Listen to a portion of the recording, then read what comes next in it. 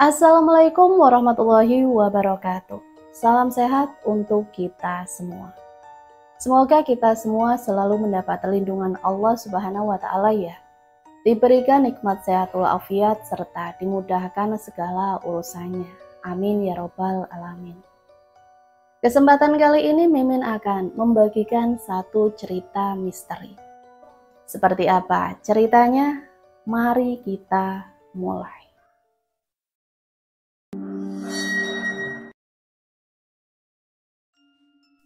Udara dingin pagi itu menusuk tulang. Kabut tipis-tipis membayang, berlomba dengan sinar matahari yang baru muncul di permukaan. Kemilau hijau pemandangan batang padi di hamparan tanah desa menjadi panorama indah yang tak akan dilupakan siapa saja yang berkunjung ke sana. Desa kecil nan asri, belum tersentuh modernitas.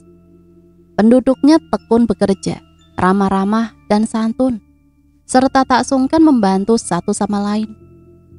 Tapi prinsip yang dipegang teguh oleh mereka semenjak nenek moyang mereka menapaki tanah Madura hingga masa kini, di mana wajah bumi bersolek nan cantik, tak pernah pudar dan lekang oleh zaman, yaitu harga diri sebagai seorang lelaki, hanya dua, saudara dan wanita, yang harus dijunjung tinggi hingga raga menemui mati.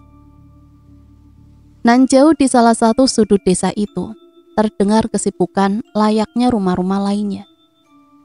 Terdengar suara-suara minyak meletup, menggoreng sesuatu di dalamnya. Bunyi-bunyi keran air mengucur, serta celoteh penghuni rumah. Seorang wanita menepuk-nepuk sebentar baju depannya yang terkena tumpahan garam akibat ia terburu-buru tadi. Sebelum berjalan menuju sebuah pintu yang tertutup rapat, lalu mengetuknya. 1, 2 kali masih terdengar pelan. Lama-lama ketukan itu semakin keras, tak kalah si penghuni kamar tak lekas membuka pintunya. "Adi, bangun, ayo sarapan." Suara wanita itu mencoba membangunkan si empunya kamar. Tak seberapa lama kemudian, pintu terbuka, menampilkan wajah kusut seorang pemuda. Sorot matanya sayu, dan gestur tubuhnya terlihat lemas. "Ada apa, Mak?" Dengan suara serak khas orang bangun tidur, ia menatap dengan mata separuh tertutup. "Ayo sarapan, bapakmu udah nungguin dari tadi." Dengan langkah gontai, Adi mengikuti langkah-langkah mamanya menuju dapur. Sebelum itu ia menyempatkan diri membasuh mukanya di kamar mandi. Dapur yang disulap menjadi sekaligus ruang makan itu terpisah dari rumah utama. Sebagaimana lazimnya rumah-rumah masyarakat Madura, bagian-bagian rumah terpisah satu sama lain. Rumah utama biasanya hanya berdiri dari beberapa kamar, tempat untuk tidur. Lalu ada bilik-bilik yang terbuat dari bambu, berupa kamar mandi plus sumur dan dapur. Rumah-rumah Madura memang memiliki khas tersendiri. Tanah sepetak yang cukup luas hanya ditempati satu keluarga. Tak heran jika satu rumah dengan rumah lain berjarak cukup jauh. Adi mengguyur wajahnya dengan air yang ditimbanya dari sumur, mengerja beberapa saat sebelum mengusap wajahnya yang basah. Ia lalu masuk ke dalam dapur. Tampaknya wajah sang bapak mengerut menatap dirinya. Adi lantas duduk dilincak, berhadapan dengan bapaknya. Lalu tanpa kata-kata, ia menyendokkan beberapa centong nasi ke atas piring yang diulurkan mamanya. "Pulang jam berapa tadi malam?" Suara bapak membuat Adi mendongak. Ia berdiam sebentar, mengunyah sayur bayam yang baru dimasukkan ke dalam mulutnya. "Jam 2. Sudah Adi tebak, bapaknya geleng-geleng kepala. "Bapak sudah lelah mengingatkan perilakumu itu. Sampai kapan kamu mau begini, Adi? Bapak sudah tua, mamamu juga. Sebentar lagi kami mungkin akan mati. Sedangkan kamu tidak ada niatan membangun rumah tangga." Ceramah dimulai, batin Adi kesal. Entah sudah berapa kalinya ia mendengar omelan bapak dan mamanya itu. tapi tak ada satupun yang hinggap di telinganya, lalu meresap ke dalam hati. Sudah basi, sudah buntu. Sudahlah Pak, kita kan sedang makan, nanti saja ngomongnya. Dan seperti biasa, mamanya membela. Wanita parubaya itu tidak bisa membiarkan suaminya memarahi putra mereka berlarut-larut. Ini juga salahmu, anak selalu dimanja. Adi mendesah. Dia masih mengantuk, tapi harus mendengarkan hal-hal membosankan. Pikiran dan raganya masih belum sepenuhnya pulih dari pesta semalam. Tanpa kata-kata, ia menyingkirkan piring di depannya, lalu berjalan terseok-seok menjauhi rumah. Tidak dihiraukannya seruan bapaknya, memanggil dirinya, atau panggilan mamanya meminta menghabiskan sarapannya. Lebih baik mengungsi ke pos ronda, seperti yang sudah-sudah. Namanya Adi Rahmadi, usianya menginjak kepala 3. Namun tak terlintas sedikit pun di benaknya untuk menikah, apalagi punya anak. Memiliki paras tampan dan tubuh atletis, membuatnya terbiasa dipuja-puja wanita manapun. Tak jarang di lain waktu, ia terlihat menggendeng perempuan yang berbeda. Tapi tak satu pun yang dikenalkan kepada orang tuanya. Sebagai anak tunggal, Adi terbiasa dimanja dan dituruti setiap keinginan dan permintaannya. Orang tuanya pun memang dari keluarga cukup berada. Itu sudah cukup untuk melambungkannya menjadi menantu yang ideal. Karena di balik sifat playboynya, Adi memang membalut raga sempurnanya dengan sikap ramah dan menyenangkan. Membuat setiap orang betah lama-lama mengobrol dengannya.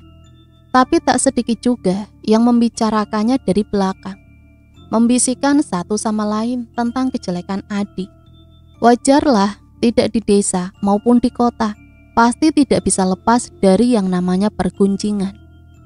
Namun Adi memilih menutup telinga, sama seperti sikapnya menghadapi omelan bapaknya tentang menikah dan memiliki anak. Hidup cuma sekali, tidak ada salahnya dinikmati. Daripada terburu-buru, menikah lalu bercerai karena bosan. Lebih baik jalani yang sekarang, apa adanya.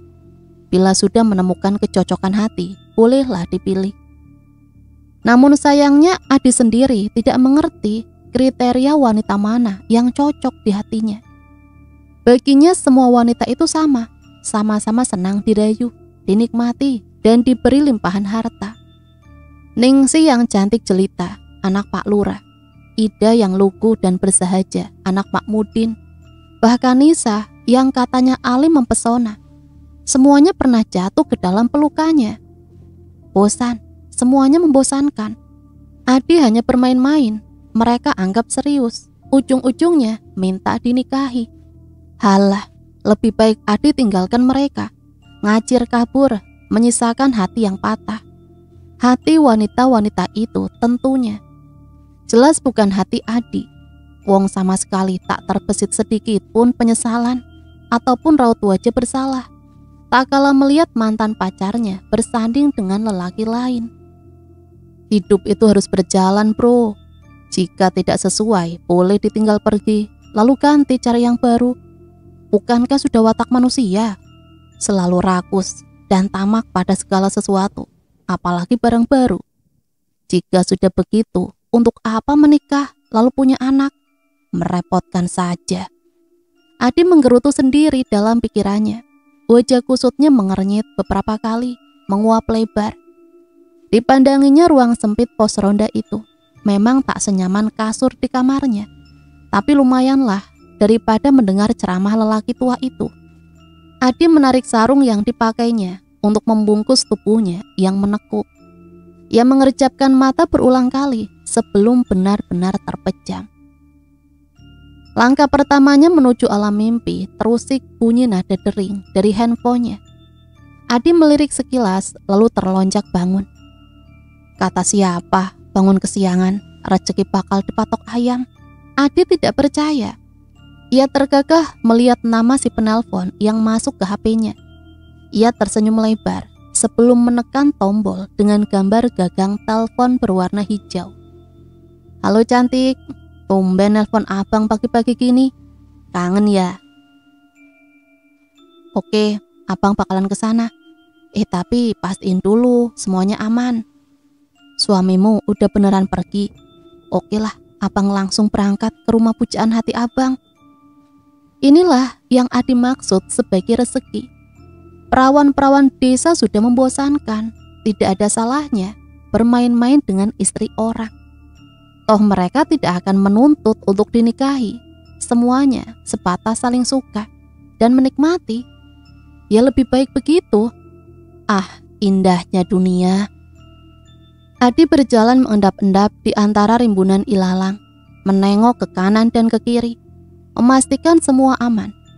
Lalu bernafas lega. Belakang rumah yang berupa kebun tak terurus itu mampu menyamarkannya dari pandangan orang. Ia kembali berjalan mendekati rumah itu. Dilihatnya seorang perempuan berdiri di depan pintu, memasang wajah cemas. Berkali-kali ia mengedarkan pandangan, mencari-cari sosok yang ditunggunya. Hai, Adi mengejutkan dari samping. Perempuan itu terlonjak sesaat, lalu menariknya kemas. Segera ia menutup pintu belakang rumahnya dengan sikap was-was. Saat pintu benar-benar tertutup, ia berbalik menatap pemuda yang mendatanginya itu, lalu memukul dada bidangnya berulang kali. Ih kamu, apa-apaan sih bang? Aku kaget tahu nggak? Untung aku nggak teriak. Coba kalau aku kelepasan, pasti para warga bakal mergokin kita. Ya gampang lah, tinggal bilang aja abang lagi cari cangkrik. Mana ada cangkrik pagi-pagi bang?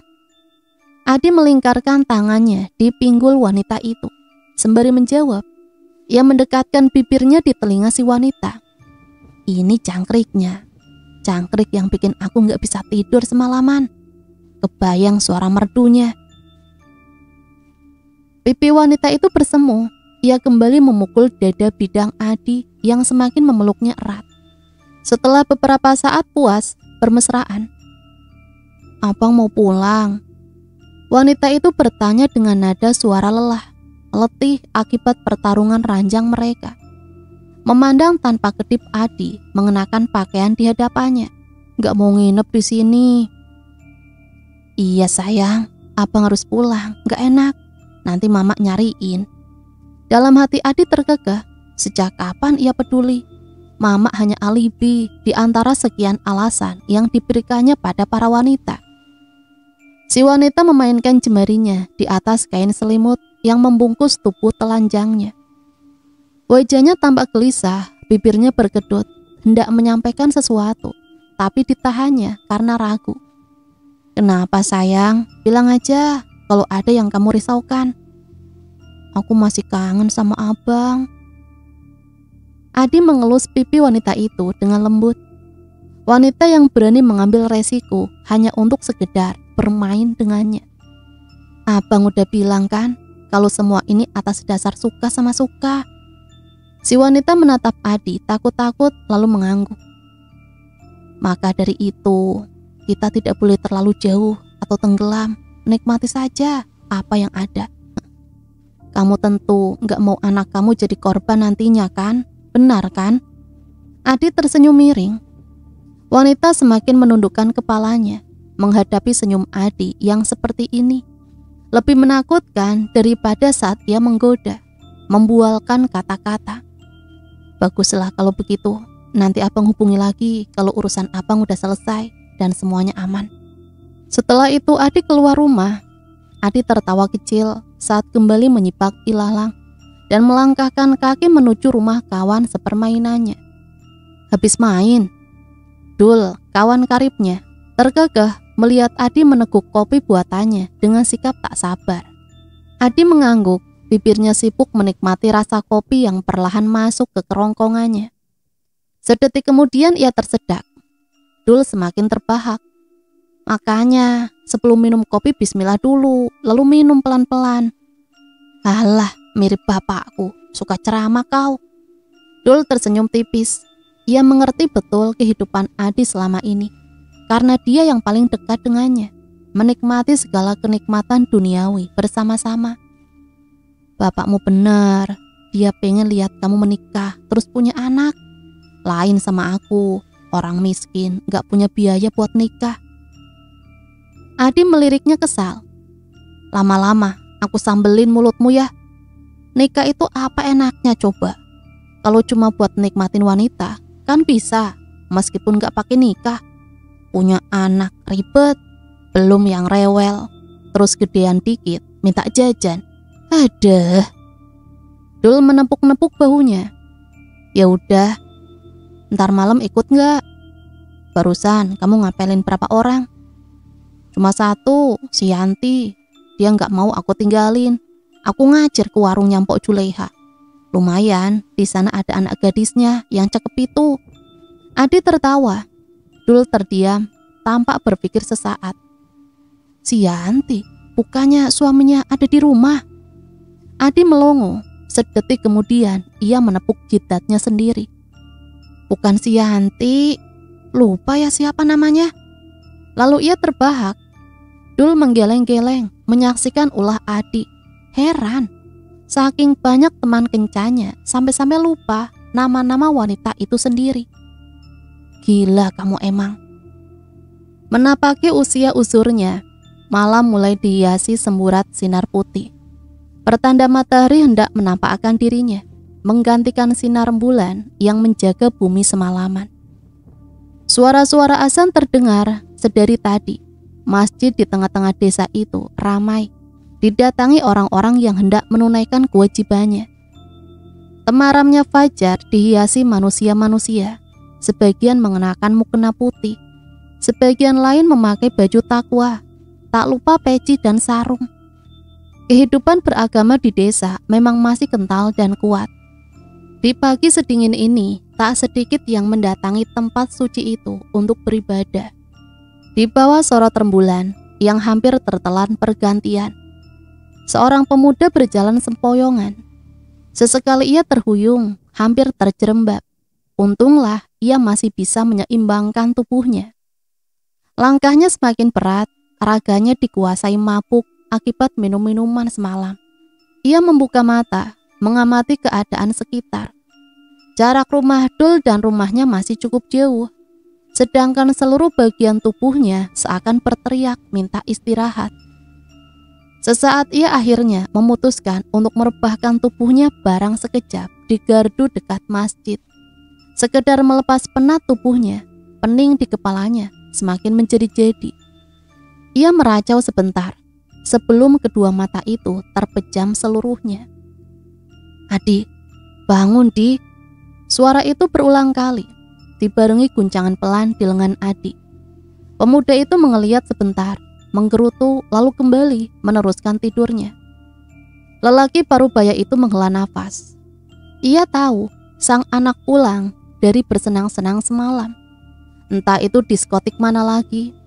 Rasanya mulutnya sudah berbusa, saking seringnya menasehati putra semata wayangnya itu. Tapi apa mau dikata, Adi hanya menganggap angin lalu. Lelaki di pertengahan usia 50 tahun itu lalu duduk di samping sang anak yang masih terbuai. Lelah jiwa raganya berusaha mengembalikan penerus keluarganya ke jalan yang benar. Semua cara hampir ia tempuh, tapi tak membuahkan hasil sedikit pun. Di lamunannya, betapa ia ingin mengulang masa lalu. Kembali ke zaman-zaman saat Adi masih berupa bocah kecil nan polos. Ingin diulanginya, mendidik anak itu jauh lebih tegas. Ingin ditempatnya dengan pelajaran yang keras. Ini ia mengetahui dengan pasti maksud baik sang ayah dahulu. Didikan keras dan disiplin tinggi bukan tanda tak sayang. Hanya saja untuk menunjukkan keberhasilan hidup bukan untuk mereka yang bermanja-manja. Sekali lagi Bapak Adi menghembuskan nafas. Tidak ada gunanya menyesal. Satu-satunya jalan sekarang adalah memperbanyak doa, meminta pada Yang Maha Kuasa supaya diberi kesempatan, memberi celah hati sang anak agar terbuka. Sebelum memanggul cangkul di bahunya, sekali lagi ia mengguncang tubuh Adi. Di, bangun nak, mamamu menunggu di rumah.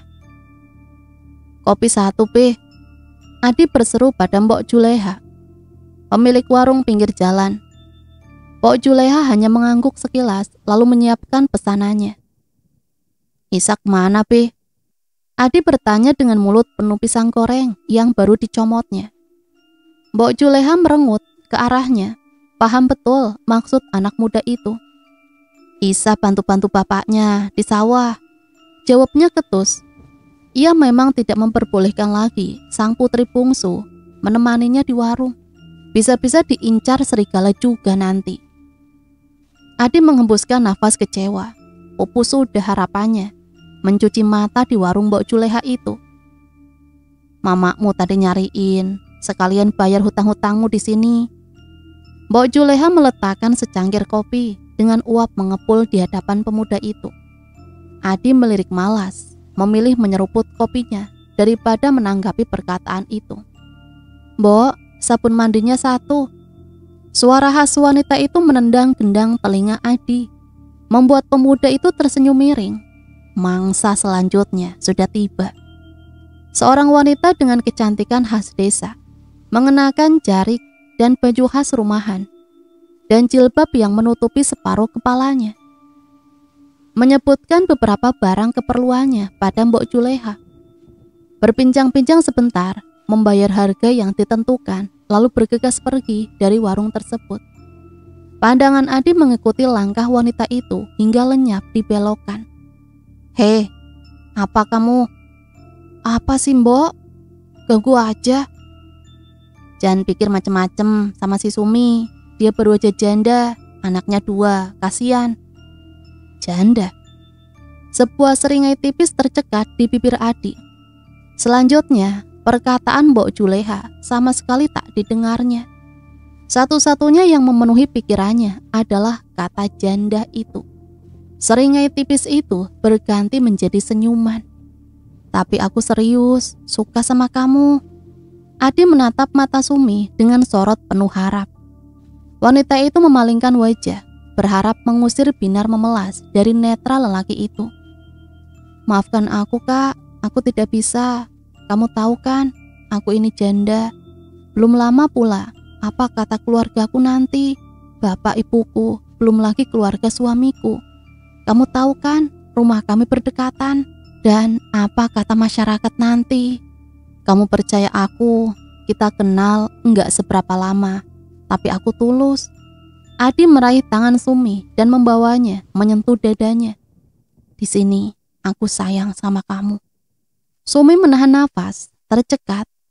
Saat wajah itu semakin mendekat, dan semuanya, bayangan ibu bapaknya, keluarganya, saudara-saudara suaminya, hilang dalam satu dekapan. Siang itu matahari tengah merajalela, bumi bagi terpanggang, apalagi musim kemarau memang tengah berada di puncaknya. Seorang lelaki tua mengusap peluh yang merembas di dahinya, mengibas-ngibaskan topi kumalnya, mengusir panas jika bukan karena kewajibannya pada sapi-sapi yang dipeliharanya. Tentu bersantai di bawah pohon yang rindang atau berleha-leha ditemani kipas angin adalah pilihan terbaik. Sementara tangannya bekerja, pikirannya terus berkelana. Apalagi kalau bukan memikirkan putra semata wayangnya. Seminggu ini dia tak pulang. Jangan ditanya betapa cemasnya. Meskipun ia tahu anaknya baik-baik saja, tetap saja cinta kasih seorang ayah tak pernah berhenti mengkhawatirkannya. Seberapa gunung pun kesalahan seorang anak, setiap orang tua pasti menemukan cara untuk memaafkan. Begitu pula yang dirasakan bapak tua ini. Baginya sang buah hati satu-satunya adalah harapan terbesar. Manakala raga tak mampu bergerak, hanya terbujur kaku berbalut kain putih di atas dipan. Harapan terbesar sang sumber amal jariah akan mengirimi peristirahatan terakhirnya dengan doa-doa. Namun menyaksikan semua realita, sepertinya harapan itu tinggal dalam bingkai hayalan. Lelaki tua itu memandang sekelilingnya dengan mata sepuhnya. Pandangan mata tuanya tertumbuk di saung milik tetangga, mengernyit. Sejak kapan saung itu ditutup kain sarung? Apa tetangganya itu bernaung di sana? Tapi untuk apa? Bukankah tak ada padi yang harus ia tunggui? Tangannya yang sibuk menyapit rumput berhenti. Batinnya bergumam, ada sesuatu yang salah. Ia mendesah, tidak boleh rasa penasaran itu menguasai dan membuatnya mencampuri urusan orang lain. Tapi sebuah insting dalam hatinya berbicara. Tubuhnya menuruti insting itu, membawanya ke jalan, mendekati saung kecil itu. Firasatnya berdesir tak nyaman. Suara desahan itu nyata, terdengar. Perempuan tua itu berhenti melangkah. Pantaskah ia memenuhi instingnya dan membuka privasi orang? Ia hendak berbalik pergi, tapi matanya menangkap sesuatu. Sesuatu yang menyentakkan dadanya hingga terasa sakit. Mendenyutkan pikirannya hingga kepalanya pening. Dua pasang sandal itu dan yang sepasang seperti sangat dikenalnya. Sebentar lagi, suara itu, suara yang sangat ia hafal, suara anaknya. Pikiran lelaki tua itu kalut, ingin rasanya ia mengusir praduga dan suara-suara tuduhan itu dalam benaknya. Tapi justru dugaannya semakin kuat. Kedua tangannya tremor di sisi tubuhnya, mengepal erat, sebelum akhirnya memutuskan menyibak kain sarung yang menutupi saung itu. Apa yang terlihat di depannya kali ini membuat amarahnya meluap ke atas, menggerogoti pikiran dan mengikis habis kesabarannya. Dua manusia dalam posisi tak senonoh, mengecap nafsu terlarang, terbuai bujuk rayu setan. Lelaki muda dalam saung itu buru-buru merapikan pakaiannya yang acak-acakan dengan gugup. Si wanita apalagi, mereka menunduk malu seperti maling yang kepergok mencuri. Bahkan lebih malu lagi karena yang memergoki adalah ayahnya sendiri. Satu tamparan keras mendarat di wajah si pria muda. Ia terpental ke samping.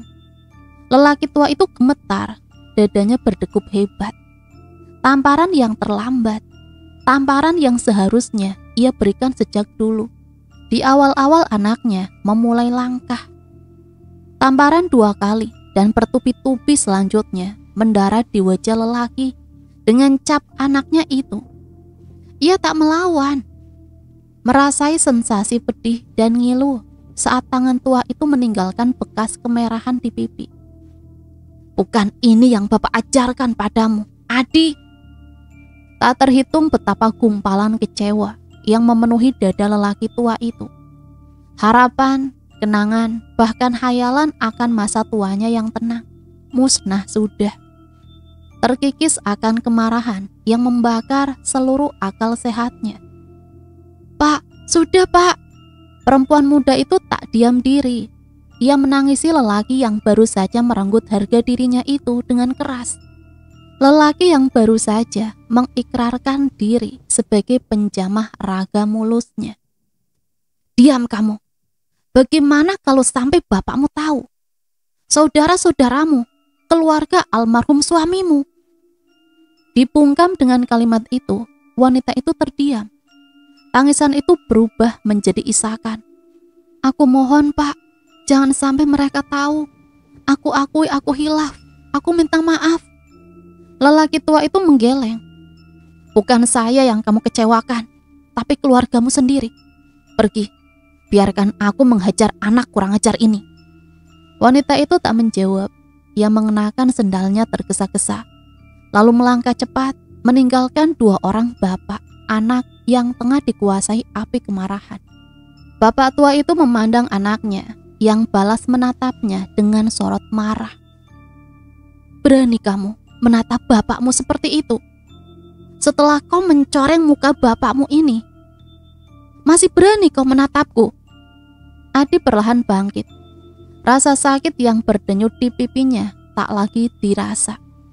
Sudah cukup lelaki tua itu menguasai hidupnya, mengatur-atur pilihannya. Aku tak pernah minta jadi anak bapak.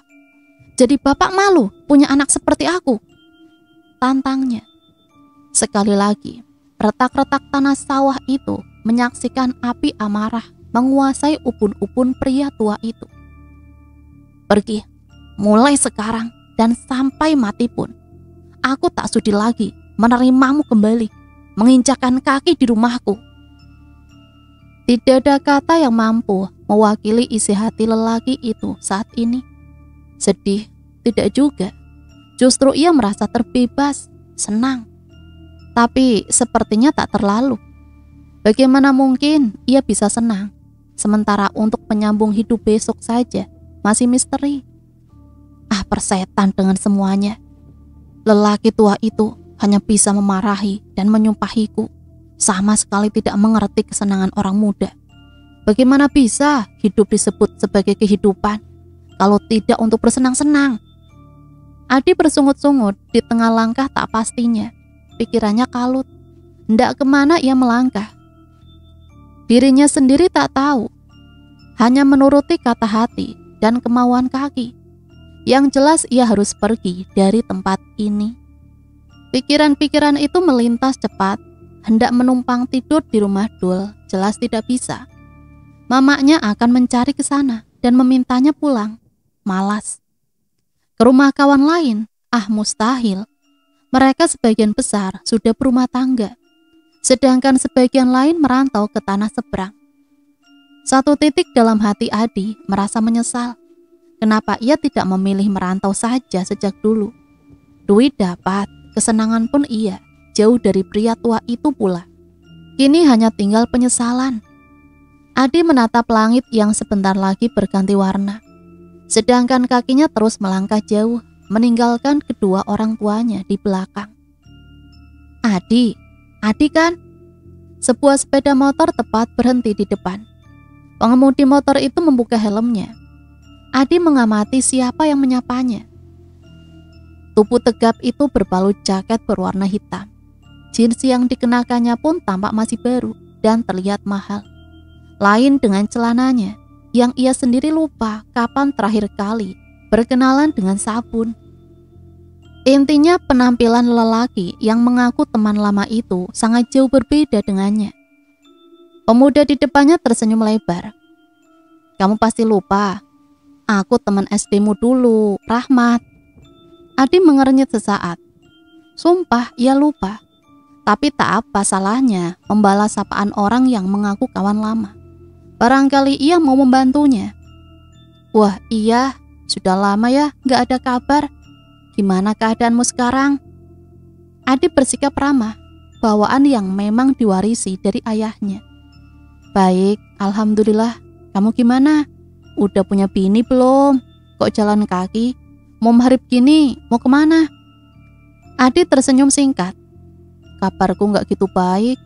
Aku gak kemana-mana, gak punya tujuan. Ada masalah kah? Adi mengangguk kecil. Aku baru aja sampai di sini. Kalau kamu mau, mungkin kamu bisa mampir sebentar ke rumahku. Sekalian kita ngobrol-ngobrol di sana. Rahmat adalah teman sekolahnya dulu. Mereka memang tidak terlalu akrab, hanya sebatas kawan satu kelas. Tapi satu yang paling diingat Rahmat. Dulu Bapak Adi pernah menolongnya saat jatuh sewaktu memanjat pohon duet. Lelaki itu pula yang mengobatinya, memberinya makan hingga mengantarkannya pulang. Adi baru ingat saat Rahmat bercerita. Kalau tidak, mungkin ia tidak akan mengingat nama itu sebagai temannya. Dan atas budi baik itulah Rahmat berjanji akan membalasnya suatu hari nanti. Salah satunya ya ini, dengan memberi Adi tempat untuk tinggal dan memberinya pekerjaan. Selepas SMA, aku ikut orang tuaku ke kota, kerja sekalian belajar montir ke pamanku sendiri. Dan sekitar 3 bulan lalu bengkelku di sini dibuka, sedangkan aku sendiri baru sekarang ini nempatin rumah ini lagi. Ya begitulah. Jadi kamu setuju kan kerja bareng aku? Tanpa pikir panjang, Adi langsung mengangguk. Yang penting dapat uang untuk menyambung hidup dan kesenangan. Apa salahnya? Lagi pula Rahmat kelihatannya orang baik. Tidak ada salahnya sesekali dimanfaatkan. Kamu memang tinggal di sini sendirian? Pertanyaan Adi membuat Rahmat menoleh lalu mengangguk. Benar, bengkelku ada di depan, masih baru. Jadi pekerjanya baru ada 2, 3 dengan kamu. Kamu gak usah bingung masalah gaji dan makan sehari-hari. Tinggallah di sini seperti keluarga sendiri. Belum nikah. Rahmat tertawa kecil lalu menggeleng. Tunanganku masih kuliah. Mungkin setahun 2 tahun kami baru bisa menikah. Adi manggut-manggut. Dalam hati bersorak girang. Nasib mujur memang tidak pernah pergi jauh-jauh darinya. Hari pertama bekerja, Adi merasa baik-baik saja. Semoga nanti keberuntungannya bertambah. Mau kemana, Dik? Adi menoleh sekilas, lalu menunjuk toko seberang. Beli rokok dulu. Sekalian beli 5 bungkus, nanti aku yang bayar. Adi mengacungkan jempolnya. Langkah kakinya membawa ke toko tak terlalu besar, tapi cukup ramai. Antri. Adi memilih duduk di bangku panjang depan toko. Sambil kedua netranya mengawasi lalu lalang orang di sekitarnya. Matanya mengerjap berulang kali, tersenyum tipis. Buru-buru ia mematikan rokok yang disedotnya. Keberuntungan lain tiba. Seorang wanita berparas jelita. Raut wajah yang menegaskan ia bukan asli warga desa itu. Turun dari motornya lalu ikut mengantri di toko itu. Darah lelaki Adi berdesir pelan. Samar-samar ia mencium aroma parfum si wanita yang segera saja menggelitik rasa penasarannya. Adi mendekati wanita itu, tersenyum ramah lalu menyapanya sopan. Sepertinya repot ya, sini saya bantuin. Wanita tadi mendongak menatapnya, tampak bingung sekilas, lalu mengangguk. Ia memberikan beras tadi pada Adi yang langsung membawanya ke motor miliknya. Wah, kok Mas tahu ini motor saya? Iya, tadi sempat lihat. Makasih ya Mas. Adi mengangguk. Hati-hati Mbak. Perempuan tadi mengangguk. Ia mulai melanjutkan motornya. Dengan pandangan Adi mengikutinya. Orang bilang jatuh cinta itu datang karena kebiasaan. Biasa bertemu, biasa mendengar, hingga biasa bersama. Tapi bagi Adi, pertemuan pertama adalah keberuntungan. Pertemuan kedua, ia sangat beruntung. Dan pertemuan ketiga, benar-benar beruntung. Hanya saja itu sebatas mata, tidak pernah turun ke hati, lalu menetap di sana.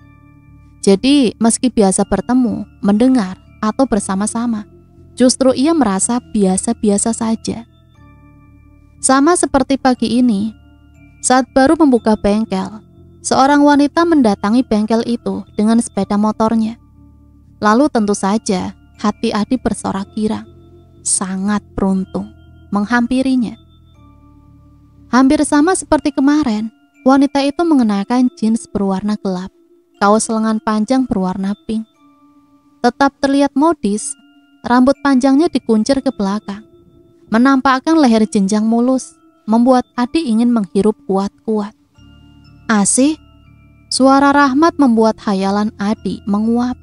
Ia menoleh, melihat Rahmat berjalan dan menghampiri wanita itu. Mau servis sepeda? Iya, ganti oli sekalian. Adi berjalan mendekatinya, tersenyum pada wanita itu. Ini Mas kemarin yang nolong saya kan? Adi mengangguk kecil. Rahmat menatap keduanya bingung. Gak sengaja kemarin waktu ke toko, aku bantu ngangkat barang dia. Makasih loh Mas. Wah ternyata Masnya kerja di sini ya. Setelah motor diservis dan wanita itu pergi, Adi menghampiri Rahmat. Tadi siapa itu Mat? Oh itu Asih, dia istri Jalil. Ingat Jalil kan? Teman sekolah kita dulu. Jadi istri orang. Tidak apa-apalah. Adi membatin, menyemangati dirinya. Orang mana? Orang kota kalau nggak salah. Tapi punya saudara tinggal di desa sebelah. Kenapa? Enggak. Pantas saja gayanya nggak kayak kebanyakan. Adi tertawa kecil. Baru 8 bulan menikah, belum terbiasa. Jalilnya ada di sini. Jika sampai Rahmat mengangguk, alamat tidak ada kesempatan bagi Adi. Rahmat menggeleng. Enggak lah, Jalil kan pelaut. Pulang beberapa bulan sekali. Awal nikah baru sebulan ditinggal. Kalau nggak salah, kurang 2 bulan pulang dia. Mungkin kita bisa sekalian reuni nanti. Rahmat tersenyum, membayangkan keseruan bertemu dengan teman-teman semasa kecilnya. Tapi Adi tersenyum untuk hal lain, keberuntungan double. Tinggal bagaimana nanti ia mengeksekusinya, dan waktunya hanya 2 bulan. Laki-laki keberuntungan seolah ingin bermain-main dengannya. Di suatu senja beranjak malam, Rahmat mendatanginya dengan kening mengernyit. Bisa kau pergi ke ujung desa, nanti ditemani Didit. Didit adalah salah satu pegawainya. Ada apa, Mat? Barusan Asi nelpon, katanya tiba-tiba motornya bocor. Tahu sendirilah, ujung desa, kalau saat-saat ini sepi banget. Dia minta tolong samperin, sekalian tambal ban, kasihan. Dia juga pelanggan tetap di sini. Hitung-hitung bantu orang, gak apa-apa kan? Seketika hati Adi bersorak, namun ditutupi rasa girangnya dengan anggukan kecil. Wah, kayaknya lumayan parah, Mbak. Harus diganti ban juga. Didit berkata usai mengecek kondisi ban motor itu. Asi menatap cemas. Jadi bagaimana, Mas? Gini aja, Mbak pulang diantar Mas Adi, biar saya bawa motor ini ke bengkel. Gimana? Asi balas memandang Adi. Emangnya nggak ngerepotin? Enggak lah, rumahnya nggak jauh kan? Asi menarik nafas panjang sebelum mengangguk. Baiklah, terima kasih dan maaf sebelumnya. Adi menaiki motor Rahmat dengan dada berdebar. Dirasakannya berat tubuh wanita itu mulai menduduki boncengan di belakangnya. Matanya mengerjap-ngerjap, rasanya aneh. Debaran itu terasa lebih keras, tidak seperti biasanya. Saat ia berduaan dengan wanita manapun, tidak pernah seperti ini. Pagi ini belumlah sempurna, cahaya matahari menjamah bumi. Kopi panas mengepulkan uap dengan aroma menggugah selera, mengusir rasa kantuk. Cairan hitam kental itu seakan memprotes pemiliknya yang tak kunjung meletakkan bibir di tepian cangkir. Lelaki itu tak kuasa menahan decak kagum saat layar HP-nya itu menampakkan hasil-hasil cepretannya kemarin. Meski tak sebagus rupa asli sang pemilik, itu sudah cukup membuat pria itu menatap dengan sorot kekaguman yang kentara. Kemarin ia merelakan sebagian waktu liburnya untuk duduk-duduk memesan banyak makanan di warung sederhana tepi jalan, hanya untuk memperoleh foto-foto itu. Tak segampang bayangannya memang, tapi ia cukup puas. Firasatnya benar, si wanita molek itu sering membeli sarapan di warung itu. Di pagi-pagi dan ngelamun, Rahmat menyapa dan tertawa kecil. Dari masjid, Mat.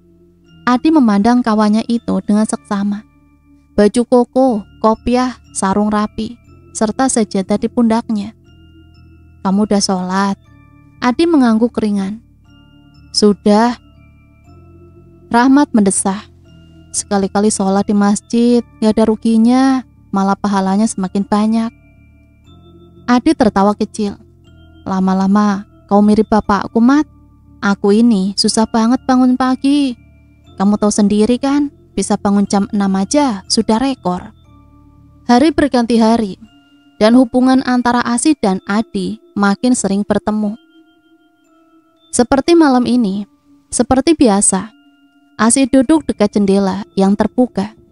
Jendela yang lebarnya seukuran badannya. Bibirnya tak henti-hentinya menyunggingkan senyum. Adi memang pemuda yang ramah. Andai. Asi mendadak tergagap. Apa yang baru saja ia lamunkan? Andai saja ia belum bersuami. Kenapa dia bisa membayangkan hal itu? Asi menggeleng-gelengkan kepala, mengusir pikiran-pikiran yang mengganggunya itu. Asi, kau masih di sana kan? Suara Adi membuatnya tersentak. Iya, Mas. Asi menjawab terbata-bata. Lelaki itu hanya akan memanggilnya secara formal saat di depan umum. Itu pun Asi yang minta. Mas, mau bilang sesuatu sama kamu. Mendadak keheningan menyelimuti keduanya. Asi mengernyitkan dahi. Kenapa? Dadanya berdenyut hebat. Begitulah mereka, dua manusia itu, telah menemukan rutinitas menyenangkan. Hampir dilakukan setiap malam, menyendiri di kamar masing-masing, tapi bertukar pembicaraan banyak hal. Mas sebenarnya sejak lama suka sama Asih. Mas sayang dan ya Mas jatuh cinta. Mas yakin perasaan Mas gak salah. Suara itu gemetar oleh sesuatu yang Asih tak yakin itu apa. Setitik air bening menetes membasahi wajah wanita itu. Asih menatap jemarinya yang basah karena ia mengusap pipinya dengan heran. Kenapa ia menangis? Maaf, Mas tahu ini salah. Ini gak benar, gak bisa dibenarkan sama sekali. Tapi perasaan gak bisa dibohongi kan? Asih, kamu dengerin Mas kan? Mas minta maaf kalau bikin kamu gak enak. Tapi Mas bukan tipe orang yang suka berpura-pura. Mas akan tetap sayang walau Asih gak membalas. Maaf Mas, Asih gak bisa. Asih sudah menjadi istri orang. Asih minta maaf sekali lagi. Assalamualaikum Mas. Tanpa menunggu jawaban, Asih memutus percakapan mereka. Dan saat ia merebahkan kepalanya di atas bantal, dengan air mata yang menganak sungai, ia menyadari mungkin seharusnya tadi ia mengaku kalah. Keesokan harinya, aku tak bisa membohongi hati. Jujur aku bingung dengan semua ini. Tapi aku lebih tidak bisa melihat kau pergi, apalagi pindah ke lain hati. Aku akui, aku egois. Aku salah Mas. Aku sudah menikah, tapi malah ingin memilikimu. Aku minta maaf. Kepala terbalut rambut hitam panjang itu terpekur ke bawah. Usai pengakuan panjang itu, tak ada yang bersuara. Hanya deru nafas terdengar bersaut-sautan dari keduanya. Adi mengerjapkan mata, tak percaya. Benarkah? Dilihatnya wanita itu masih menunduk. Rona wajahnya menyiratkan kebingungan dan perasaan putus asa. Untuk yang pertama kalinya, ia tidak tega melihat wanita meneteskan air mata. Adi meraba dadanya, ada detakan keras di sana. Ia tidak pernah merasa sebahagia ini. Asih, benarkah semua ini? Suaranya bergetar tak yakin. Asih mengangguk lemah. Entahlah, semua ini terasa menyesakan. Terima kasih Asih, aku sangat bahagia. Adi memeluk tubuh ringkih itu erat-erat, menghirup aroma wangi yang menguar dalam-dalam. Aroma yang memabukkan. Siang itu panas masih membakar bumi seperti yang sudah-sudah. Namun di sebuah bangku taman, sepasang kekasih bercakap riang, mengabaikan sang raja hari yang menggarang di atas langit. Tidak usah malu-malu seperti itu sayang, kita sudah mengikat cinta kita. Apapun yang terjadi, kita akan hadapi berdua. Adi mengangkat dagu Asih, menatap tepat di bola matanya. Wanita di sampingnya itu bergerak cemas, tampak sekali. Sesekali keraguan menghantam dirinya. Apa yang kau pikirkan? Adi berkata lembut, sembari menyelipkan anak rambut yang keluar dari ikatannya. Aku tidak tahu Mas, aku hanya merasa semua ini salah. Lantas, kau ingin bagaimana? Asih, tahu sendiri kan, semua ini memang tak mudah. Apa Asih ingin Mas pergi? Asih langsung mendongak dan menggeleng cepat. Bukan itu maksudku Mas, aku hanya terlalu takut. Adi menghela nafas. Pagi tadi ia berbohong pada Rahmat, mengatakan ingin menjenguk bapak mamanya. Padahal karena Asih meminta waktu untuk berbicara empat mata, jadilah mereka bertemu di sebuah tempat wisata terdekat. Satu-satunya tempat yang mereka anggap aman untuk mengungkapkan segalanya. Mas ngerti kebingunganmu, Mas paham perasaan Asih, tapi anggap ini semua setimpal dengan apa yang kita rasakan. Walaupun itu berarti Mas gak bisa milikin Asih seutuhnya. Mas ikhlas. Adi mengecup kening wanita itu yang segera wajahnya merona merah. Terima kasih Mas, sudah menghibur dan menemani Asih selama ini. Sudahlah, aku juga ingin bahagia. Hari itu seperti biasa, Adi sibuk bekerja di bengkel kawannya. Kaos biru yang dikenakannya kotor oleh noda oli. begitupun dengan kedua tangannya. Tiba-tiba suara motor yang dinantikannya terdengar dari kejauhan. Mungkin benar apa yang dikatakan para pujangga. Segalanya tentang cinta. Orang yang mencintai akan hafal sedetail apapun milik kekasihnya. Dada Adi bergemuruh, tanpa sadar ia tersenyum. Lalu perlahan suara itu semakin mendekat. Adi berdiri untuk menyambutnya. Bukan lebah yang menghidangkan madu, melainkan sengat yang ditawarkan. Asih tersenyum kikuk, sorot matanya menatap sekelilingnya. Apapun selain bertatapan langsung dengan Adi. Gerak tubuhnya menandakan ia gelisah. Mau tak mau, Adi menyungging senyum. Senyum formal selayaknya pegawai menyambut pelanggan datang. Dengan langkah-langkah kaki tergesa di belakangnya. Lalu suara Rahmat yang menegaskan jika alam kali ini menentangnya. Jalil, wah kapan datang? Bibir Adi terkatup rapat. Malah diem. Rahmat membawa kembali kesadaran Adi yang sempat berkelana. Adi menyunggingkan senyum, menjabat terpaksa pada tangan yang terulur di depannya itu. Panas, itulah yang Adi rasakan saat ini. Adi, teman kita dulu bukan? Jalil berpaling pada Rahmat yang segera mengiyakan. Wah, senang ketemu teman lama. Gimana kabarmu, Di? Gak nyangka bisa kumpul di sini. Adi tersenyum tipis. Ya, seperti inilah, kau bisa lihat. Sudah ada anak berapa kau? Tanya Jalil tergagah. Adi menelan ludah, tenggorokannya seperti menelan pisau. Baru kali ini, ia merasa tertohok dengan pertanyaan semacam itu. Diliriknya dari sudut mata, Asih bergerak gelisah. Boro-boro punya anak, nikah aja belum? Jalil makin tertawa keras. Tentu saja, tawa khas sahabat. Tapi di telinga Adi terdengar merendahkan. Kalau begitu, kalian berdua sama saja. Masih betah menjomblo. Ayolah, apa ruginya nikah? Kan enak toh. Setiap malam ditemani istri terus. Jalil berkata sambil merangkul bahu istrinya, membuat sakit pandangan Adi. Oh ya, mumpung ada di sini, sekalian saja. Aku mau ngabarin reuni kecil. Syukuran. Undang teman-teman lama, sekedar ngobrol-ngobrol biasa. Kalian jangan lupa datang. Wah, kapan tuh? Nanti malam, pokoknya wajib datang ya. Yoi, kita pasti datang. Gratis kan? Lalu kedua sahabat itu tertawa. Tak menyadari, dua manusia di samping mereka melemparkan tatapan yang hanya mereka sendiri yang mengerti artinya. Sudah seminggu berjalan. Seminggu yang menyiksa bagi kedua insan. Adi dengan kerinduannya dan Asih dengan hati yang terbelah dua. Virus bernama Adi itu semakin menggerogoti hati dan fokusnya. Lama-kelamaan Jalil menyadari ada perubahan mencolok dalam diri istrinya. Jika dulu Asih adalah wanita yang periang, murah senyum, dan selalu membuatnya rindu dengan sikap manjanya, kali ini berbeda. Ia tampak lebih pendiam, pemurung, dan sering terpekok melamun, sembari menatap keluar jendela. Tapi ketika Jalil bertanya, Asih selalu mengelak. Senyum manis mengembang, lalu menggeleng kepala.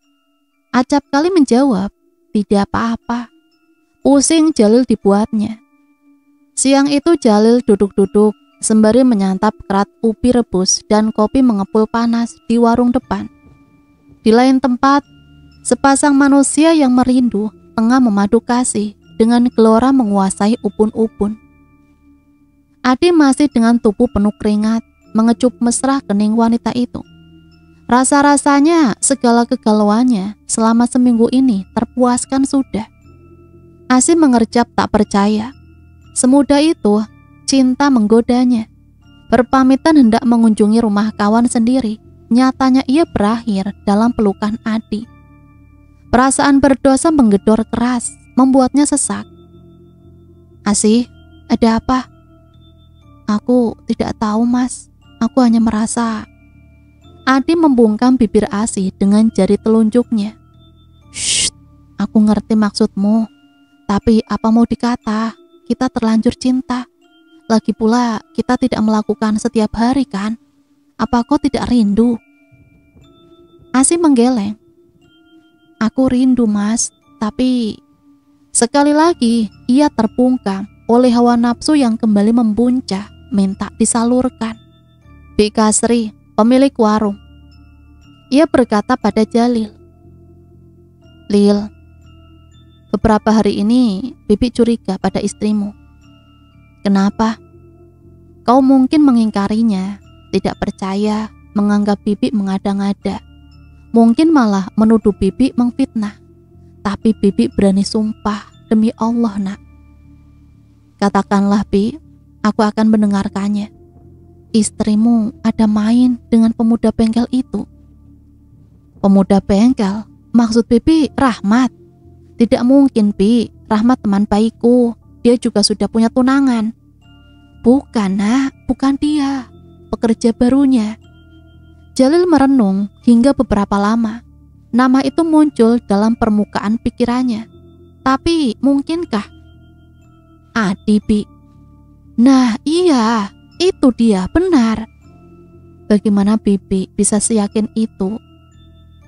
Bibi mungkin sudah tua, Nak. Tapi Bibi belum pikun. Penglihatan Bibi memang kabur. Meski begitu, Bibi bisa mengenali orang dengan baik. Sering Bibi memergoki mereka bercakap-cakap. Ya, itu memang masih wajar. Tetapi wajarkah bila seseorang datang dengan mengendap-endap seperti maling di malam hari? Bukan 1-2 kali Bibi sering melihatnya. Sampai di situ, akal Jalil tidak dapat berfungsi dengan baik. Benarkah istri yang selama ini ia bangga-banggakan bermain di belakangnya? Benarkah kesetiaan itu sudah luntur? Malam ini Jalil memilih keluar rumah, mencari angin segar, mendinginkan pikiran. Asi datang kala azan asar berkumandang. Ia sengaja tak banyak bertanya. Dan rupanya istrinya juga tak mau bicara banyak. Jadilah mereka saling diam sepanjang waktu itu, membuat kecurigaan Jalil semakin membara. Jalil, mau kemana? Tak terasa ia berjalan hingga pos ronda. Jalil menoleh lalu tersenyum, membalas sapaan hangat Pak Somad, tetangga yang mendapat giliran jaga. Jalan-jalan saja, Pak, cari angin. Kamu ini padahal baru kemarin-kemarin datang. Mbok yo dihabisin sama istrinya. Kan pengantin baru. Jalil ikut ketawa. Garing terdengar. Ya mana betalah Jalil. Lawang istrinya terlanjur kesemsem sama orang lain kok. Hening. Pak Somad melotot pada kawannya yang baru saja menyambung bicara. Suasana di gardu itu mendadak dingin. Jalil tercenung, terlalu tercekat untuk berkata-kata. Jadi paman-paman semua sudah tahu hal ini. Para lelaki parubaya itu saling memandang, seolah melemparkan tanggung jawab satu sama lain. Maafkan kelancangan Dayat barusan, Lil. Dia emang asal ngomong saja. Katakan yang sebenarnya, Pak. Karena hari ini bukan Pak Dayat saja yang bilang begitu. Sekali lagi, para lelaki yang saling pandang akhirnya mengangguk berat. Jalil menatapnya tak percaya. Jadi benar. Kami tak sengaja melihat dia keluar dari rumahmu beberapa kali saat ngeronda. Jalil membisu, pikirannya kembali buntu. Seharusnya ia keluar untuk menghirup angin segar, bukan malah mengendus bau busuk bangkai. Terima kasih, Pak. Saya permisi pulang dulu. Lil, pikirkanlah baik-baik. Jangan gampang memutuskan. Jangan sampai menyesal di akhir nanti. Insya Allah, Pak. Asih, kemarilah. Ada apa, Mas? Jalil mendesah. Benarkah wanita ini mengkhianatinya? Aku berangkat besok, pagi-pagi sekali. Ada panggilan mendadak dari bos. Seharusnya masih 2 minggu lagi. Tajam mata Jalil mengamati raut wajah Asih. Tidak pernah seperti ini. Bahkan dulu saat pertama-tama ia mengutarakan hendak pergi, wanita itu menangis, terisak-isak, hingga tak tidur semalaman. Secepat itukah semuanya berubah? Baiklah, Mas, hati-hati di jalan. Nanti aku siapkan keperluan Mas. Kalau kau keberatan, mungkin aku bisa minta diundurkan. Sejenak Asih mengerjapkan mata, lalu menggeleng. Jangan mas, aku tidak apa-apa. Jangan merasa berat karena aku. Jalil tersenyum tipis. Ia mengelus lengan Asih. Terima kasih. Malam itu mereka habiskan bersama. Jalil bersikap seolah tidak ada apa-apa. Meski begitu, tetap saja ia waspada, mengamati setiap gerakan sang istri. Subuh-subuh sekali ia berangkat, memberikan punggung tangannya untuk dicium Asih, lalu membalas lambaian tangannya hingga tak tampak dari kejauhan. Ya, seperti yang seharusnya, seperti yang ia rencanakan. Karena tak kala Asih menutup pintu rumah, ia berbalik menuju rumah Pak Somad yang bersedia memberinya bantuan, mengawasi sang istri dari sana. Sepanjang hari, Jalil berada di sana. Tidak ada hal yang mencurigakan, semuanya seperti biasa. Namun saat jarum jam menunjukkan angka 10, Asih keluar seorang diri, menggunakan sepeda motornya tanpa rasa curiga. Pandangan Jalil mengikuti motor itu hingga hilang di belokan. Bukan waktu yang sebentar, hampir saja Jalil menyusul sang istri saking tak sabarnya. Kala petang menjelang, barulah wanita itu pulang.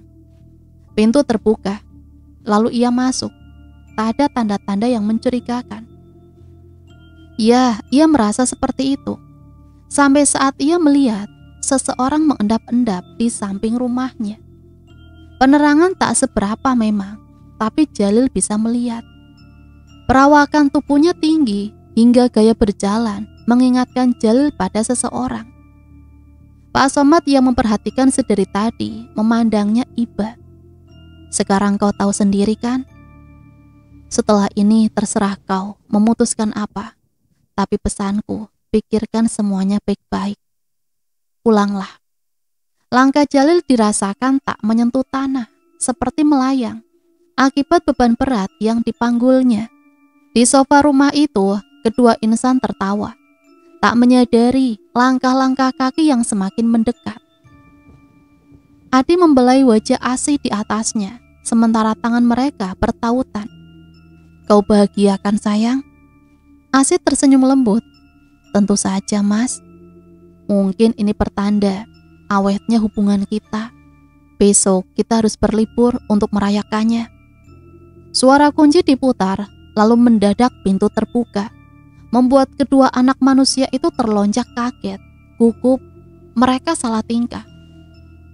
Tak ada gerakan apapun dari lelaki yang berdiri di hadapan itu. Hanya tatapan datar, menandakan ia tak terpengaruh oleh posisi intim keduanya. Mas? Asih bersuara gagap, tangannya gemetar hebat. Sementara itu, Adi memalingkan wajah, menatap apa saja selain wajah Jalil. Wah, ada tamu rupanya. Oh iya Asih, mas gak jadi pergi. Tatapannya menyapu kedua orang yang duduk bersebelahan di sofanya. Tenang dan santai, meski jiwanya seperti dibakar hidup-hidup. Senyum itu masih mengembang, bahkan hingga Adi setengah terburu-buru keluar rumah dengan wajah merah padam. Jalil mengekori kepergian lelaki itu dengan tatapan, lalu berbalik menghadap wajah istrinya yang tertunduk, bergerak gelisah seperti maling ketangkap basah. Sudah malam, ayo kita tidur. Asih mengangguk tanpa menatap muka suaminya. Untuk satu malam itu, pola-pola keramik lantainya jauh lebih menarik pandangan daripada sosok di hadapannya. Kepalanya seperti ditimpa beban berat hingga ia tak kuasa mendongak. Jalil berjalan tenang, diikuti langkah Asih di belakang. Untuk pertama kalinya, malam itu mereka tidur di kamar yang berbeda. Lebih baik putih tulang nak daripada putih mata. Harta bisa dicari, kehormatan tak bisa terganti. Ingat ini baik-baik. Harga diri lelaki terletak dari caranya menjaga wanita dan keluarganya. Jika dua hal ini sudah dinodai, tiada lagi sifat jantan yang patut dibanggakan. Terngiang kembali di indera pendengaran. ucapan almarhum bapaknya. Suara-suara yang menjadi pengobar semangatnya selama ini. Percikan api yang tak pernah padam, malah kini kian membara. Pagi itu Jalil membawa istrinya pulang ke keluarganya. "Ada apa ini, Lil? Apa Asih punya salah?" Kakak tertua Asih bertanya dengan cemas, tak kala Jalil menyampaikan bahwa ia berniat menitipkan wanita itu hingga beberapa minggu ke depan. Jalil menggeleng. "Tidak, Kak, aku cuma merasa kasihan. Asih sendirian di rumah. Kalau dia ada di sini, menurutku itu lebih aman. Di kampungku akhir-akhir ini rawan pencurian. Aku khawatir Asih kenapa-napa." Jalil tersenyum menatap Asih. Istrinya itu memalingkan wajah gugup. "Kalau kalian ada masalah, jangan sungkan cerita pada kami. Barangkali kami bisa membantu." "Baiklah, tapi siapa yang mengurus rumahmu kalau begitu?" "Ada, nanti biar aku bayar orang buat ngurus, Kak." "Asih, tidak apa-apa kan kalau kamu tinggal di sini?" Asih tercenung sesaat lalu mengangguk. "Baguslah kalau begitu. Aku tidak bisa berlama-lama, Kak. Aku permisi dulu." Matahari seperti enggan keluar, menikmati selimut mendung. Tampak seorang wanita yang tengah menunggui seorang bocah bermain, tergopoh-gopoh menghampirinya. "Jalil, kenapa datang gak bilang-bilang?" Jalil meraih tangan wanita itu, lalu menciumnya. "Kebetulan mampir saja, Bu." "Kak Yudi, apa ada di rumah, Bu?" Wanita itu mengerutkan kening sejenak saat Jalil menanyakan suaminya. "Ada di sawah. Apa perlu aku panggilkan? Ada urusan pentingkah?" "Sangat penting. Kalau bisa sekalian Kak Munir juga dan Kak Rohim." Kakak pertama dan ketiganya bekerja di sawah, bersebelahan dengan sawah milik kakak keduanya itu. "Baiklah, kamu tunggu di sini dulu ya."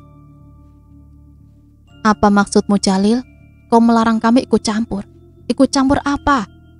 Munir, kakak pertamanya yang memang temperamen, berseru keras padanya. "Ini urusanku, Kak. Aku hanya meminta satu hal pada kalian. Apapun yang terjadi nanti, tolong jangan ikut campur." "Iya, kami ngerti. Tapi bisa kan kamu jelasin urusan apa itu? Jika tenaga kami dibutuhkan, kami tentu akan membantu." Rohim, kakak yang lahir sebelumnya, menyahut. Jalil menghela nafas. Bagaimanapun ikatan persaudaraan lebih kuat daripada apapun. "Aku berjanji akan menyelesaikan permasalahan ini dengan baik, Kak. Percayalah padaku. Jika aku membutuhkan pertolongan, aku pasti meminta bantuan kalian." Keempat orang itu berpandangan lalu mengangguk. "Baiklah, tapi kami berhak mengetahui permasalahan itu. Jika sudah selesai, kau harus menjelaskan." Rencana ketiga, Jalil tiba di bengkel motor itu. Saat Adi baru saja hendak menutup pintu. "Wah, sayang, kami sudah tutup, Lil. Besok saja, kalau mau servis." "Justru aku kesini mau ngundang kamu makan malam di rumahku, Di." Adi terperangah. Benarkah ia tak salah dengar? Melihat senyum mengembang, sorot akrab dan sikap santai Jalil, Adi tak mengindahkan firasatnya yang mengatakan seharusnya ia menolak. "Wah, makan-makan. Ada acara apa, Lil?" "Acara biasa. Kebetulan istriku masak banyak daripada mubazir. Bolehlah, nanti aku datang habis Isya." "Baiklah, aku pulang dulu kalau begitu." Sikap santun dan ramah Jalil tidak berubah. Perlahan membuat Adi menghela nafas panjang. Entah bodoh atau bagaimana, baru kali ini ia melihat seorang lelaki yang tetap tenang meski istrinya sudah dia ganggu. Adi mencemooh dalam hati. Suara asahan benda-benda tajam itu terdengar mulai dari setengah jam. Setelah azan maghrib hingga azan Isya berkumandang. Jalil tersenyum singkat. Ketukan pintu depan terdengar. Jalil merapikan hasil pekerjaannya, lalu menyimpannya di bawah meja makan. "Adi, ayo masuk." Adi tersenyum tipis. "Terima kasih, Lil." "Wah, kayak mau ngadain pesta aja, Lil." Jalil tersenyum. Makanan itu ia beli dari depot yang cukup jauh dari rumah. Sangat sebanding. Ayo makan, jangan sungkan, anggap rumah sendiri. Oh ya, istrimu mana Lil? Tidak ikut makan kah? Asi pulang ke rumah kakaknya tadi. Oh, sedikit Adi menyimpan curiga, tidak biasanya. Tapi kecurigaan itu tertutup manakala aroma lezat makanan itu menguar. Jalil mengawasi setiap gerakan tamunya dengan seksama. Tersenyum miring saat Adi menyelesaikan makannya. Tambah lagi Di. Kok ini, aku sudah kenyang. Puas enggak? Tentu saja, kapan lagi makan enak seperti ini? Jalil meraih golok di bawah meja itu, menggenggamnya dengan tangan di bawah. Benarlah, makan enak, gratis lagi. Apalagi makan makanan orang. Kau tidak usah pura-pura, Di. Adi tercengang, firasatnya mengatakan sekali lagi, hal buruk akan menimpanya. Aku tidak mengerti maksudmu, Lil. Ia mempertahankan jawabannya. Berhenti berpura-pura, atau aku yang menghentikanmu. Suara golok menebas, mengiringi kalimat terakhirnya. Darah muncrat membasahi lauk pauk yang masih terhidang di atas meja itu. Suara lolongan kesakitan Adi membahana. Luka menganga lebar di kepala sebelah kiri. Tanpa lelah, Jalil mengayunkan goloknya berkali-kali. Kalap, ia seakan tak mendengar jeritan Adi yang mengibah. Pendengaran dan penglihatannya seolah tertutup. Adi tertati-tati melarikan diri dari belakang. Jalil masih mengejar, goloknya masih terayun. Jalil bak kesurupan, kemarahan yang meledak akhirnya.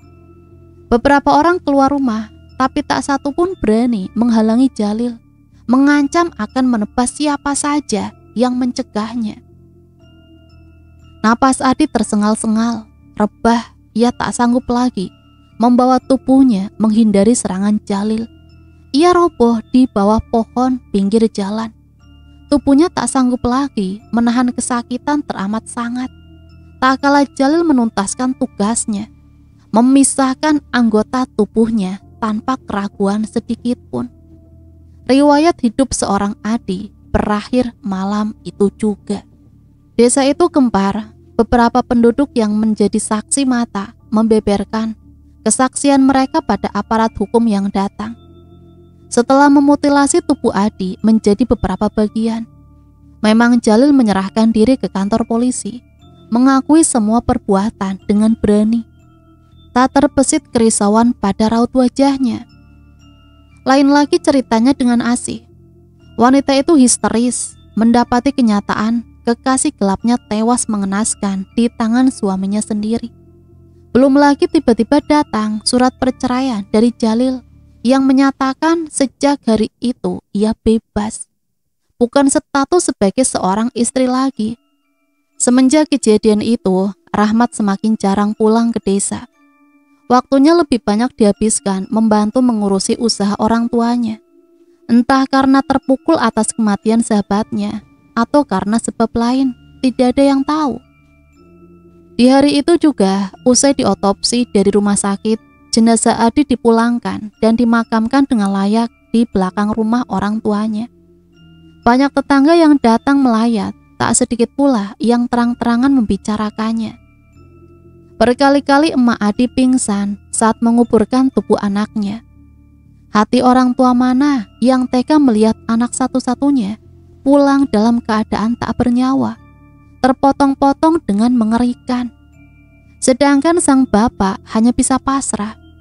Bagaimanapun Adi melakukan kesalahan fatal. Seharusnya sang anak bisa mengambil pelajaran dari kesalahan masa lalu yang membuatnya terusir dari rumah. Akan tetapi justru kelakuannya semakin menjadi. Malam itu Pak Somad meronda keliling kampung seperti biasa, hanya berdua dengan salah satu penduduk desa. Sepi banget ya Yat, dingin gak kayak biasanya. Halah, tumben penakut gini Pak. Bukan gitu, ini memang hawanya gak kayak biasanya. Pak, mendadak sekujur tubuh Pak Somad bergetar. Jelas sekali terdengar di telinganya suara rintihan berasal dari tempat tak jauh. Ya, kamu dengar nggak? Apa? Dengar apa, Pak? Pak, tolong Pak. Suara itu lagi. Kali ini Pak Dayat ikut tertegun. Kedua orang itu saling berpandangan tanpa mampu mengucapkan kata-kata. Hah, cuma setan iseng mungkin. Kayak nggak pernah diganggu demit aja. Pak Somad masih terpaku. Bukan gitu ya. Ini pohon tempat si Anu dibunuh kan? Ia mengarahkan senter ke sebuah pohon. Tepat di ujung nyala senternya, sesosok atau mungkin sebuah kepala menyeringai ke arahnya. Cahaya senter itu menyoroti pemandangan di bawah pohon, membuat kedua lelaki itu dapat melihat dengan jelas. Sosok tubuh dengan beberapa bagian yang tak lengkap tengah menenteng kepala di tangannya sendiri, tersenyum lebar, sementara kucuran darah mengalir di sekujur tubuh. Refleks, Pak Dayat berteriak. Ia berlari tunggang langgang meninggalkan kawan rondanya di belakang. Berita cepat menyebar di desa kecil. Kabar semacam itu adalah satu hal yang menarik perbincangan banyak orang. Belum lagi dibumbui dengan cerita-cerita ala sendiri.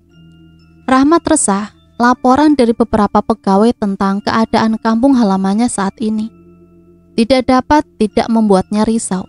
Apalagi sosok itu menyerupai sahabatnya, Adi. Teror juga dialami 1-2 karyawan di bengkelnya. Bukannya warga desa tak berusaha, mereka sudah mencoba banyak cara. Mulai mendatangkan paranormal, menyiapkan sesajen, bahkan hingga mengadakan pengajian. Semua itu tak memberi efek yang berarti. Berhenti sejenak, akan tetapi berlanjut di lain hari. Sampai akhirnya Rahmat menemui seorang pintar. Jadi benar Ustadz, ini Gus Fahri. Jadi benar ini Gus Fahri. Rahmat bertanya memastikan berdasarkan info yang dia dapatkan. Benar, ada keperluan apa Mas menemui saya? Rahmat mengutarakan problem yang dibawanya. Ringkas saja, menarik keseluruhan garis besar dari teror yang dialami. Begitulah Gus, warga desa sudah putus asa. Mereka tidak berani keluar rumah saat malam tiba, karena hampir seluruh penduduk diganggunya. Kalau saya ingin mengunjungi tempat Mas, apa Mas bersedia mengantar? Tentu saja Gus, malah saya sangat berterima kasih Gus mau membantu. Baiklah, nanti malam kita akan pergi ke desa Mas. Malam baru saja menginjak angka 8 saat mobil berwarna hitam itu memasuki jalanan desa. Berhenti. Perintah Gus Fahri tanpa sengaja membuat Rahmat menghentikan laju mobilnya mendadak. Katamu, sahabatmu itu dibunuh lalu dimutilasi. Apa tempat kejadiannya dekat dari sini?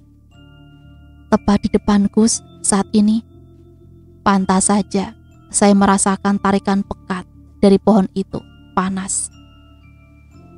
Rahmat hanya melongo. Semua itu berada di luar jangkauan nalarnya. Sesamanya di rumah Rahmat, mereka berdua beristirahat. Jam menunjukkan angka 1 dini hari. Saat tiba-tiba Rahmat melompat bangun. Tubuhnya basah kuyup oleh keringat. Padahal hawa malam itu cukup dingin. Gus Fahri membuka mata, menatap dengan senyum tipis pada Rahmat. Ada apa? Apa kau melihat sesuatu? Rahmat mengangguk, terlalu tercekat untuk berkata-kata. Minum dulu. Rahmat menatap di sekitar. Entah mengapa ia merasa seakan diawasi. Saya mimpi Gus, mimpi yang terasa nyata bagi saya. Terdengar aneh mungkin, saya sendiri juga tidak paham. Di mimpi itu saya seperti ada di rumah Adi.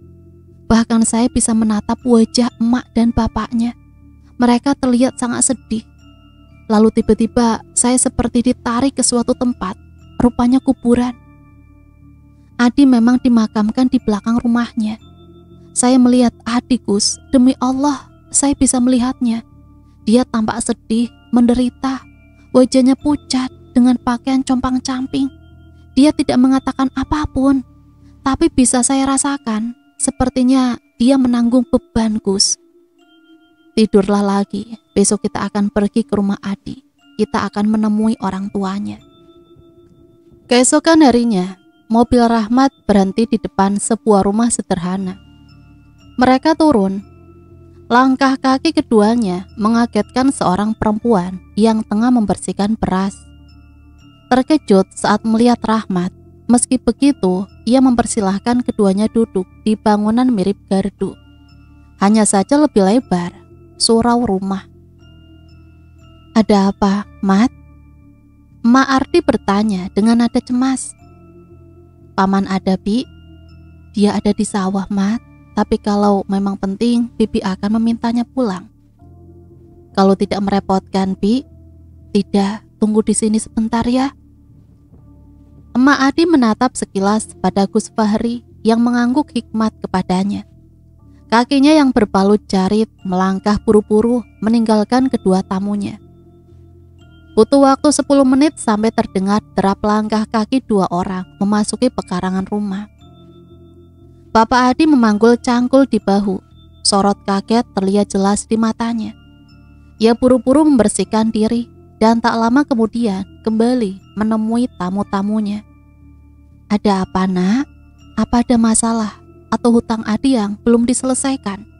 Hampir sama dengan istrinya, Bapak Adi bertanya dengan was-was. Rahmat menggeleng menatap Gus Fahri yang mengangguk ke arahnya. "Ini Gus Fahri, Paman. Dia datang ke desa ini atas permintaan saya. Mungkin Paman pernah mendengar desas-desus yang beredar." Rahmat berdehem tak nyaman. "Ya, Paman memang mendengar hal itu. Beberapa warga di sini juga ada yang mengaku diganggu. Paman tidak tahu lagi harus bagaimana. Paman sedih sekali, sekaligus malu, Nak." "Semua ini sudah takdir Allah, Paman. Kita tidak bisa mengubah apa yang terjadi. Kita hanya bisa berusaha. Gus Fahri, beliau ini insya Allah bisa membantu kita. Beliau yang meminta saya mengantar ke sini." Langsung saja ke intinya. Saya bertanya, apa ada janji atau ucapan bapak dan ibu yang membuat Adi merasa berat meninggalkan dunia ini? Gus Fahri menatap wajah kedua orang tua Adi. "Seingat kami tidak ada, Gus.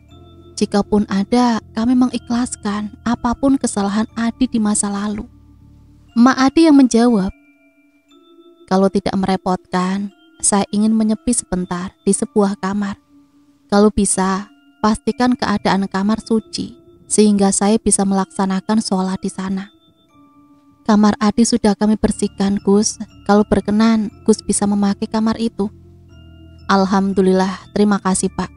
Oh ya, satu lagi. Saya ingin beberapa benda diletakkan di kamar itu. Selama saya ada di dalam, saya minta tidak ada satupun yang membuka kamar ini sampai saya sendiri yang keluar. Mohon memperbanyak bacaan-bacaan seperti tahlil, tahmid, sholawat, dan masih banyak lagi. Insya Allah, semuanya akan diselesaikan hari ini juga. Semoga Allah melancarkan semuanya, karena tanpa pertolongannya, apalah daya kita, tak akan membuahkan hasil apapun juga." Sejam, 2 jam, hingga 3 jam lamanya, bahkan sampai suara azan zuhur bertalu-talu. Tapi Gus Fahri tidak keluar-keluar. "Bagaimana ini, Mat? Apa benar ini akan berhasil?" "Insya Allah, berdoa saja. Semoga Allah juga mengampuni segala dosa anak kita." Barulah setengah jam dari azan asar, Gus Fahri keluar. Senyum simpul menghiasi wajahnya. Terdengar suara helaan nafas lega. "Maaf kalau pertanyaan saya menyinggung. Saya bertanya, apa ada ucapan atau mungkin sumpah Bapak kepada almarhum Adi?" Semula Bapak Adi tercenung hingga beberapa lama. Wajahnya yang mengerut, tanda berpikir keras, perlahan memucat. "Astagfirullah, benar, Gus. Saya pernah mengatakan pada anak saya bahwa saya tidak sudi melihat Adi menginjak rumah ini lagi. Ya Allah." Lemas lutut Bapak Adi hingga ia bersandar ke tembok, jatuh terduduk. Emak Adi membelalakan mata, tak kuasa. air matanya tumpah. Ya Allah, Adi. Gus Fahri menghela nafas, terkuak sudah. Ia menatap lelaki tua yang duduk dengan mengusap wajahnya beberapa kali dengan sorot iba. Maafkan dia dengan tulus, Pak. Cabut sumpah Bapak. Hanya itu yang bisa membuat Adi pergi dengan tenang. Ketahuilah, arwah-arwah yang berpisah dengan badan itu akan selalu merasa terusik di alamnya jika masih memiliki tanggungan atau kopul adamnya yang belum diselesaikan. Mungkin Adi gelisah karena jasadnya terpendam di sini, sementara sumpah Bapak masih menahannya. Sudikah kiranya Bapak dan Ibu memaafkan kesalahan Adi? Bapak dan Emak Adi mengangguk bersamaan. Baiklah, mari kita ke makam Adi. Ucapkan kalau kalian sudah memaafkannya dengan ikhlas. Seperti halnya Adi masih hidup dan berdiri di depan kalian. Sesampainya di depan makam anaknya, "Nah, Adi, Bapak dan Emak sudah ikhlas padamu. Kami ikhlas kamu kembali ke rumah ini. Kami ikhlas memaafkanmu. Maafkan juga Bapak dan Emak tidak bisa mendidikmu dengan benar." Terdengar suara Bapak Adi dengan nada bergetar. Tangan besarnya mengusap nisan Adi, seperti ia mengusap kepala anaknya semasa kecil dulu. Rahmat memandang Gus Fahri. Lelaki muda itu tampak menatap lurus ke depan, bukan ke arah makam, lalu tersenyum. "Alhamdulillah Pak, Bu, insya Allah semuanya sudah selesai." Dan cerita selesai sampai di sini. Semoga cerita ini bisa menemani hari-hari teman-teman semua ya. Sampai di sini Mimin pamit undur diri, mohon maaf apabila banyak salah kata. Sampai berjumpa kembali di cerita-cerita misteri selanjutnya. Matur nuwun, wassalamualaikum warahmatullahi wabarakatuh.